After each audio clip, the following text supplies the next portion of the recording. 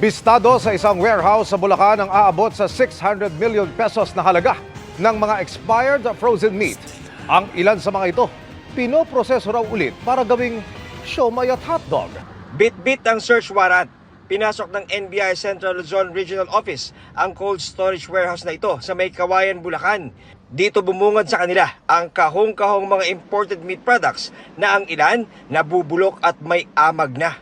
Sa tulong ng isang informante, nabisto ng NBI ang umunoy pinakamodus ng kumpanya para pagtakpan ang mga expired ng produkto. Marami ng may mga black spots, may mga inaamag na, and the worst, may inuuod na talaga.